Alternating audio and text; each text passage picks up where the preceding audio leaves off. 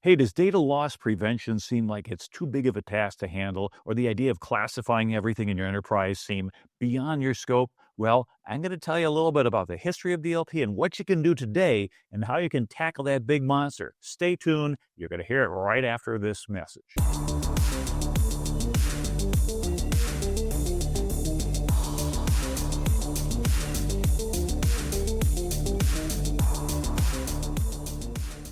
Hello, and welcome to another episode of the CISO Tradecraft, the podcast that provides you with the information, knowledge, and wisdom to be a more effective cybersecurity leader. My name is G. Mark Hardy, and today I'm going to be talking to you about data loss prevention, or DLP for short. Now, let's take a little trip back in time about how did we get to where we are now with respect to DLP. And in fact, what are we talking about when we talk about data loss prevention? Essentially, we're looking at technologies that allow us to tag or flag certain information that we want to keep on one side of a barrier from crossing over to another. In the early days that I remember back in the 1990s, we had something that we kind of nicknamed a dirty word list. And this is something we had in the military when we had classified networks and unclassified networks. Now, there were opportunities to move information back and forth, but of course, you wanted to make sure you reflected. It was a star property from the Bell LaPadula model, for those of us who took a CISSP many years ago, where it's okay to read information up, but you can't move classified information down. And so the idea is that if you knew of certain terms or project names or anything else that would indicate that something were sensitive or inappropriate to be put in the unclassified world, that your dirty word list would then pick up on a project name or word secret or confidential or something like that and flag it so you could go ahead and say, hey, maybe this really shouldn't be doing it. So that was probably the earliest instantiation that I saw, and it was almost 30 years ago. And what that happened is you had one network here that was operating at one level, system high, another network operating at a lower level, and this sat in the middle because there was only one way to get from here to here. Pretty simplistic model, but under the circumstances, that's all we had were simplistic networks, and life worked pretty well. Now, a little bit later, as we go ahead, we find out that as risks increase, we have not only accidental exposure or insider threats, but even external attacks, and we have a lot more external attacks today than we ever did before.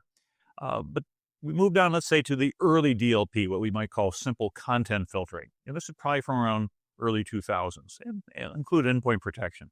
So then what was happening is we're getting regulatory requirements, requirements like HIPAA, Gramm-Leach-Bliley Act, and Sarbanes-Oxley. And this is pushing companies to go ahead and protect and restrict their sensitive data from moving around.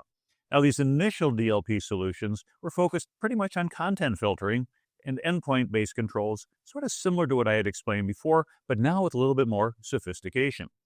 Typically, what you'd find then is being able, instead of just looking for a word, you could write a regex, a regular expression.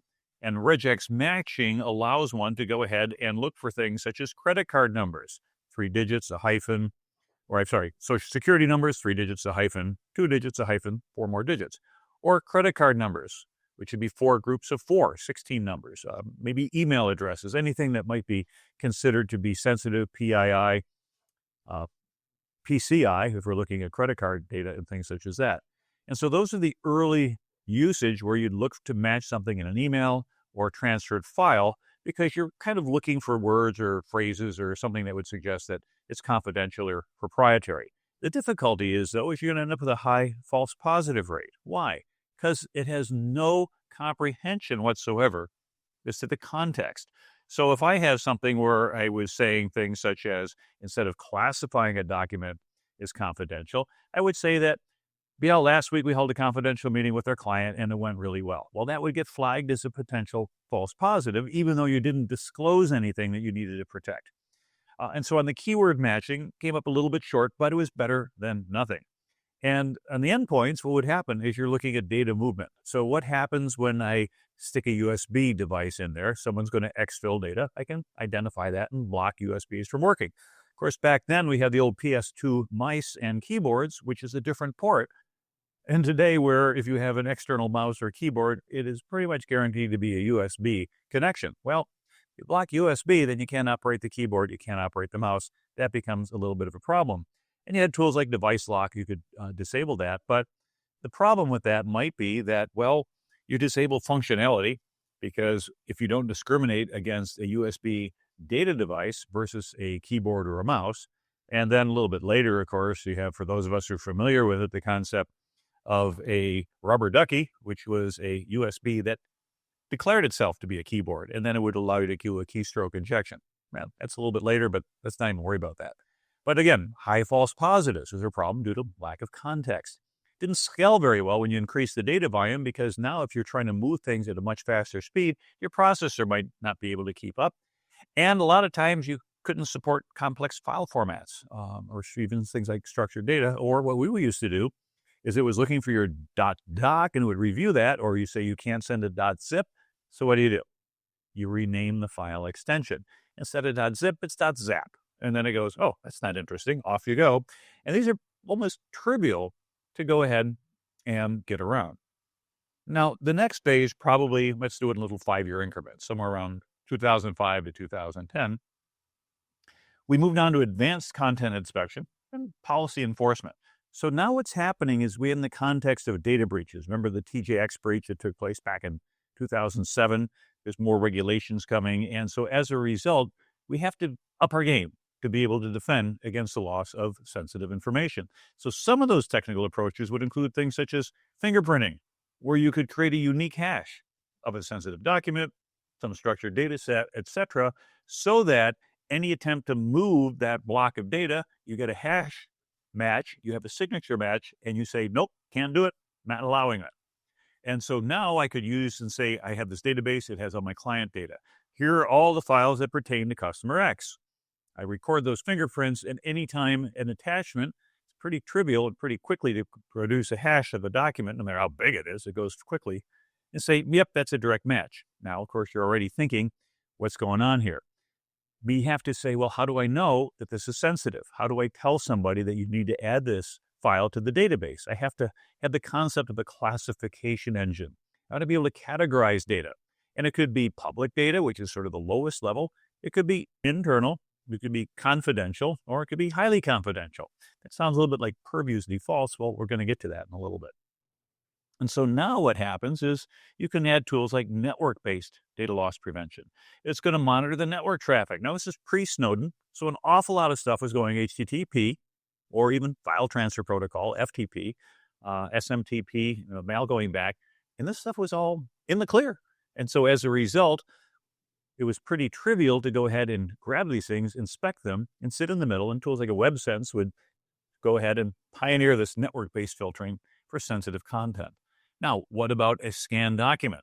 Well, there's a solution for that, and that was being able to look at images and say, we could build an OCR engine, and that OCR, optical character recognition engine, could then go ahead and translate that into ASCII text, obviously a lot less space than it would require to store that image, but now I can run operations on it, and I can go back and use my matching algorithm before to say 3 digits, a hyphen, 2 digits, a hyphen, 4 digits. Looks like there might be a social security number in that scanned document. We probably want to do something about that. And now what we can do is we can start to centralize our policy management. We can define rules for different types of data, and with a tool that works enterprise-wide, we can enforce things like block all PII from being sent over email. Alrighty, well, again, that works great when your information and your data is structured. But in unstructured data, it's a little bit harder. And again, if you have to update your classification rules, there's a lot of maintenance involved. If you miss something, then all that stuff keeps going by. And of course, once it's past your filters, it's lost. And with a lot of frequent blocking, false positives, the users weren't all that thrilled about that. Now, let's go another phase where we would have sort of a unified DLP. Let's say the first half of the teens, the 2010s or so. Now we're going to integrate with the same endpoint agents. And what we have is a cloud adoption at mobile workforces. This change in our behavior, instead of just client server, here's my endpoint, here's my server, and then maybe server to server. Now what happens?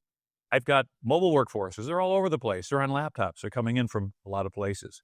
I have cloud adoption, where I'm moving things up into Amazon and Microsoft and Google and all the other cloud services that are out there. And that's a problem, because now I'm not running like a perimeter type of a defense. I don't have a perimeter anymore. So where do I go ahead and put these DLP things? Well, it turns out that some vendors started integrating endpoint and network and cloud DLP solutions, so you had a single pane of glass. You could monitor endpoints, monitor your networks, monitor cloud environments, and then you could take a look at these unified DLP platforms and determine to say, it looks like we've got some information that might be moving from the cloud to an endpoint, or maybe going ahead and moving across networks, and we could go ahead and identify it. What we came up with is a concept for behavioral analytics, and UEBA, if you remember that acronym, sorry about that, User and Entity Behavior Analytics, UEBA, you could allow DLP to detect anomalies based on user activity. For example, if a person is normally doing a certain amount of transaction volume and all of a sudden there's a huge peak, like they're exporting a ton of files or diagrams or internal things, you could flag that as a potential insider threat. Also, you could start to look at data sensitivity not based on a pure list of classifications and dirty words, if you will, remember the back in the old days, but now look at the who, the what, the when, the where, the how the data were accessed. Provide some context so that if you said, I've got sensitive data transfer with internal systems, that should be okay because it's not going out. Even though it's going across the network, it's going from one endpoint to another, the destination is still internal and the route is still internal. As compared to something that's going external, which we say, that violates this rule, we ought to block it. Now we could go ahead with the seams and integrate this DLP data so that we can correlate it and do some threat analysis. So things like Splunk and ArcSight, they would ingest the DLP alerts, and now you'd have deeper insights as to where potential problems might be. Also, another innovation that really started to come of age then is tokenizing data upon detection of sensitive information. So you might say, I do need to move it from A to B, and A is my Los Angeles office, B is my New York office. They're both internal, but I've got to go across a public internet. So how about we go ahead and tokenize it so we agree on something that the client name, if that's sensitive or some project is sensitive, we just substitute something for it. And then we move it across and then we resubstitute for the second user what was really there. Now you could go full bore and encrypt everything, which would be better, in my opinion, but then you have to manage keys and things such as that. If you do it right, it works pretty well. But it's now getting more complex. And with this breadth of coverage, these multiple different platforms, not only are you going to have to worry about performance issues, how am I going to keep up with this volume, but you might have a whole lot of alerts. And as a result, you're going to create alert fatigue. It eventually becomes like the boy who cried wolf. You stop paying attention to it. The next phase, if you will, of DLP kind of got into cloud and software as a service using tools like a CASB, a cloud access security broker. And now this is a companion to traditional DLP, and software as a service and the increased use of that back then says, hey, we're going to go ahead and push everything up into the cloud. Tools like what's now called Microsoft 365, but O365 coming out of age back then. And hey, I'm moving stuff up in the cloud. It's moving out there. It's going to be in my OneDrive, etc. You have to go ahead and account for that. Now with CASB, what I could do is take this cloud access security broker tool, inspect data in my software as a service platforms. Now, if I'm using something like O365, now Microsoft 365, or Salesforce, I go, all right, that should be there, that should not be there. And Microsoft Defender started coming online to integrate DLP with your cloud app security so that we could go ahead and potentially flag where problems might be. In addition, vendors came up with plugins, APIs, so you could have a direct API connection to a cloud platform, and you could do real-time data inspection and blocking. Tools like Netscope, for example, that would work with Dropbox and G Suite. And even inline proxy DLP, where I could leverage proxy-based inspection to monitor and block data flows to and from cloud services. So basically kind of sit there in the middle. Zscaler had proxy-based DLP for secure web gateways. You could have identity-aware DLPs. You could integrate with identity platforms that allow for kind of dynamic policy adjustments based on the user roles and permissions. ForcePoint had a tool that would allow you to adjust your policies based on Active Directory groups. Now, about that time, I was working on a startup, and I remember that they had Blue Coat, and that firewall was set up to go ahead and essentially provide a man in the middle where it would serve up security certificates that were rolled there. So what happened is you said, hey, what's my challenge? Everybody's encrypting everything. How do I view the encrypted traffic? Well, if I control the certificate that your machine trusts, then what can happen is when you ask for HTTPS and you do the TLS protocol, that protocol exchange is not with the ultimate server, what happens is your device, your man in the middle, so to speak, that the blue coat was doing, is it would say, hey, I'll accept that call and I will go ahead and do the four-way handshake with your TLS. Now, at that point, I have a secure connection, but that secure connection is to my trusted man in the middle, which would then decrypt it, allow me for inspection, check for DLP, then re-encrypt it because it's going to go talk to the ultimate destination. So what you have in the middle is an instantiation of unencrypted data, which allows you to then go ahead and inspect everything, even though it's HTTPS. And with that Snowden, everybody else say, well, we ought to encrypt everything. The amount of HTTP traffic and all the stuff in the clear really went down as everybody sort of got religion on encryption. But that could create some performance bottlenecks because you got to do this real-time cloud inspection. People don't want to go ahead and wait for things. You've got this on-prem and cloud. How do I coordinate these things and know that, well, this cloud is mine, but that cloud's not mine, and this is okay, but that's not okay? And then the encryption, tokenization, things such that gets rather difficult. Finally, if you will, our current phase, we're now getting into AI and machine learning DLP. Now we can adapt and automate our protection because with this massive amount of unstructured data out there and potentially increased insider threat, we've got to have a more intelligent automated protection. Well, what can we do about that? One is use machine learning. And machine learning could actually be used for data classification. So my AI-driven classifiers can improve my accuracy, reduce my false positives, and allow me to go ahead and have a higher fidelity for my process. Microsoft Purview DLP would use machine language to distinguish between sensitive and non-sensitive data because it can ingest a lot of the information and infer a context. Natural language processing, or NLP, allows context-based understanding of human language and documents, communication, so it could figure it out. So tools like ForcePoint would look at that and say, this looks like confidential contract language. It should probably be protected even though it wasn't correctly marked. And then have that policy tune itself, allowing the machine learning to adjust automatically based on user behavior and content. And therefore, tools like Proofpoint, ForcePoint, you can allow that real time so you adapt to your user's behavior and you don't complete the continuous cycle of false positive, false positive, false positive. Once it's been told or trained that, hey, this part's okay, off it goes. And then finally, zero trust integration. As we make DLP a key component of zero trust strategies, we can tie data protection to identity, location, device health, all the things to ensure that if we're going to encrypt and authenticate everything, we should be okay. Zscaler and Netscope will work pretty well on that. But that's a lot of complexity trying to tune these machine language-based models and a lot of high compute requirements if you're going to do real-time data classification. And of course, think about it. There's a privacy concern. If you're going to be doing deep inspection of communications, something that dives deep into all of your stored documents, how do you feel about that? Is that a privacy issue? Kind of maybe. So today we're seeing a shift from standalone DLP to essentially integrated data protection. We use Secure Access Service Edge, or SASE platforms. Potentially we'll see more homomorphic encryption, meaning I can work on the encrypted data without decrypting it. Now, it's kind of an interesting idea, and it's been proposed for a long time, but there's a couple functional instances out there. Being a crypto guy, I might learn a little bit more about that because I haven't studied all that much. Be able to say, hey, I can produce a result operating on two encrypted inputs, create an encrypted output. It's as if I were working on the clear text, but I still get the right answer. Interesting concept, but I can see how mathematically you can do it, but maybe we'll save that for another episode.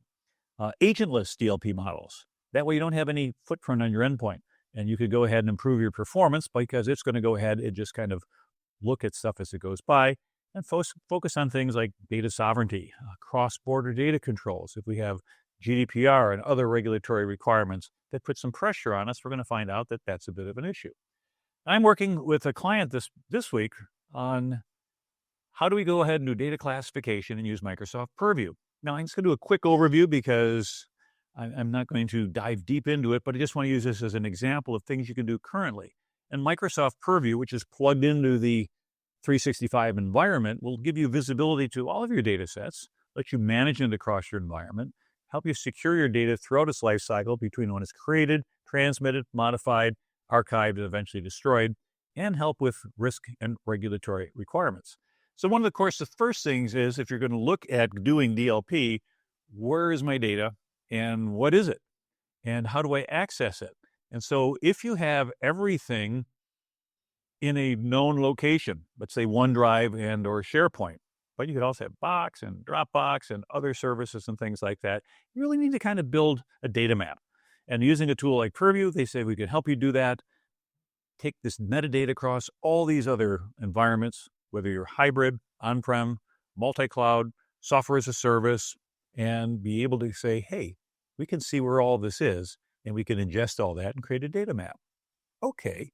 Well, then what you want to be able to do is make your data discoverable so you can maximize its value. To do so, you create a data catalog. And now the data owners, the stewards of data, can curate their data assets and say, hey, here's what it is. So if you're a consumer, I can search for things and say, well, that's where I need to find it. Again, not a big deal in a small, simple organization, but you get large and complex, it could be difficult.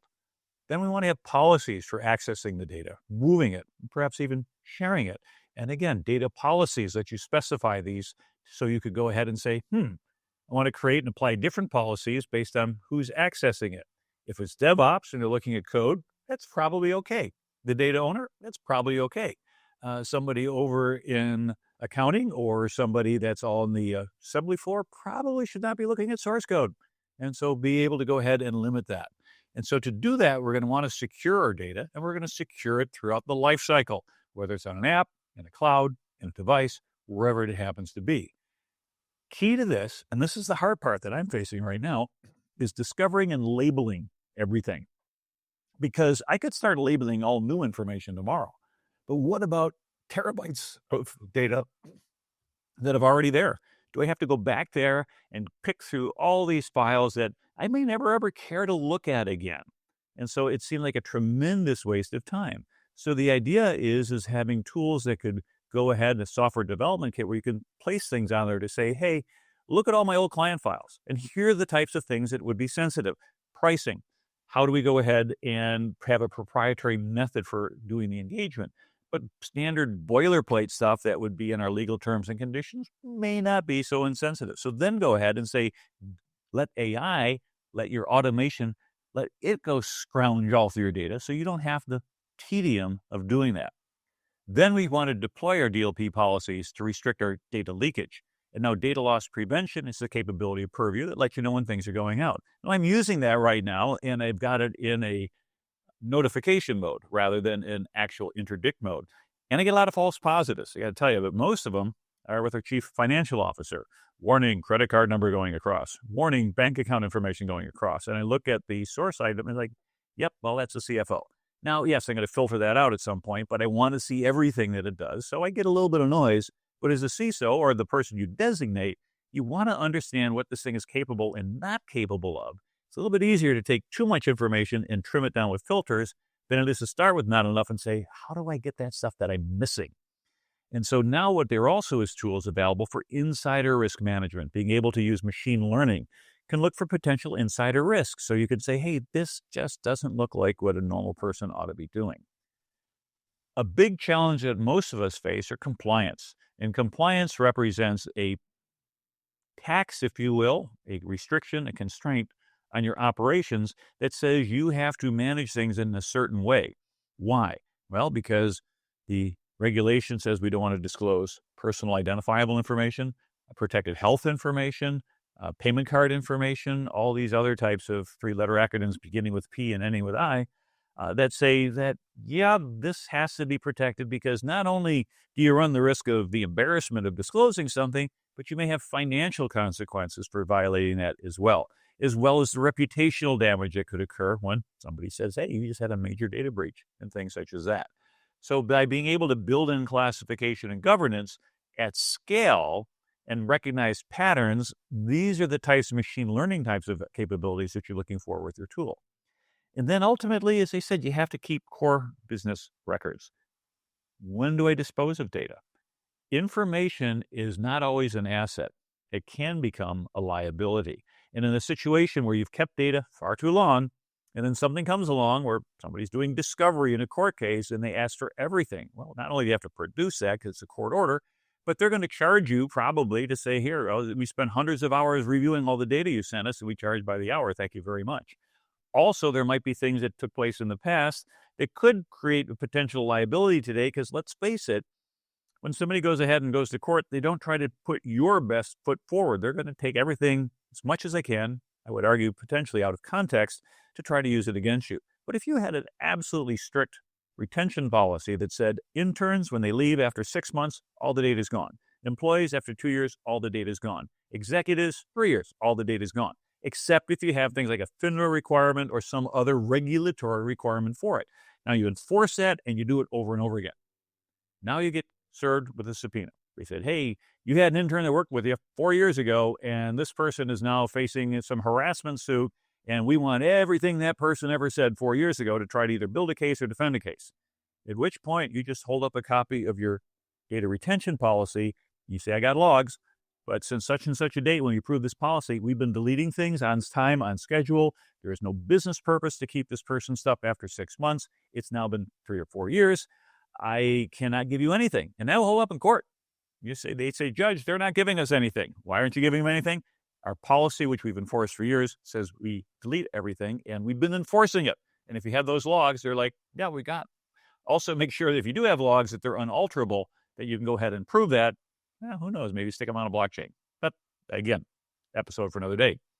And so now, if you have e-discovery, that's a tool that allows you to go ahead and preserve and collect and analyze and review and export content that are based on a particular investigation. So now, instead of having to go through and manually pick through every single email, every single file, every correspondence, let the AI tools do it. Let some intelligent machine learning do some deep indexing, email threads, and the near duplication detection. Because one of the things I found is that when you do discovery, if I send an email and then you send a reply, and then I send an email and a reply, and it goes back 10 times, that's 10 different emails I want. I'm supposed to print them all out and even have by 11, depending on certain size font. They might take them electronically, but the whole idea is that you want to go ahead and say, look, this is all one thread. The 10th message contains 987654321. It is unaltered. I can prove it was unaltered. I'm just going to give you the one. If you want to start pulling strings, after a while, they realize, yep, they got their act together, and the court's going to kind of leave you alone. You'd hope. And then forensic investigations, being able to go ahead and have audit-ready reporting, insights and things such as that. This is going to require some specific information, but now I can look at user activity. When all of a sudden I have a peak in data access that's high bandwidth, what's going on? What's happening in things that might cause an audit to occur? And now I can preserve audit logs. And for example, Microsoft Purview now lets you keep them for up to 10 years as compared to your normal data, which is going to be about 30 days, unless you're on academic license, when I think it's about 7. And then let's look for violations potentially. If somebody is violating regulatory compliance or a business contact or sending inappropriate communications, don't wait for the lawsuit. Stop it and quash it immediately. And then go ahead and ensure that you're remaining compliant, so that if you're dealing with things like SEC or FINRA, and you have somebody who's making promises that they can't deliver in terms of investment results, you can spot that very quickly and shut it down, and not just hide the evidence, but maybe have a follow-up to say, hey, this is compliance. Yesterday, we received an email from one of our employees who said, I can get you 10% on a risk-free investment. A, that is not authorized. B, we do not authorize that communication. Please disregard it. And see, that person is no longer working here. But again, build yourself an audit record so you can go ahead and protect yourself. And then we want to make sure ultimately that you're tracking your compliance effectiveness. How well am I doing? Can I continuously look at my compliance efforts? Have I reduced risk? Because ultimately that's what I'm trying to do for our organization, our executives, is reduce the uncertainty of bad things happening so that I can go ahead and meet the requirements that are out there. So these are the types of tools that I can do with DLP, and I gain a much better capability for my enterprise. So in summary, if we think about data loss prevention, it's a way of ensuring that what goes out, around, through, or past some barrier, some perimeter, some defined point meets a predefined set of requirements. Of course, you have to predefine those sets of requirements. And some tools like Purview give you a head start. They will give you 4 different classifications. You can start putting different tools in those buckets. Information in there, let it automatically scan, let it build up that case for you, and then proceed going forward. It looks daunting. It really is. And so for a long time, I was like, do I really want to open that can of worms? But as you move forward, you realize that as a CISO, as a security leader, you're going to have to open some cans of worms. Why? Because they're going to start to rot and smell and cause danger for your organization if you don't tackle the project. So if you've been holding off on DLP, if you've been holding off on data classification, If somehow you felt this isn't for me, or this is too big, or I don't have the staff, or I don't have the bandwidth, today's your day, because we've got AI, we've got all these capabilities with machine learning, and all those tasks that look nearly impossible to accomplish as human beings can be done pretty simply with these tools. So hopefully you found this episode useful. If so, share your insights with others. Let them know that you're getting them here at CISO Tradecraft. Follow us on LinkedIn if you're not already following us. We have more than podcasts. Make sure you watch us on YouTube if you're not subscribed there. And let other people know the source of your CISO Tradecraft so you can help them in their career paths as well. Thank you very much for listening or watching. This is your host, G. Mark Hardy. Until next time, stay safe out there.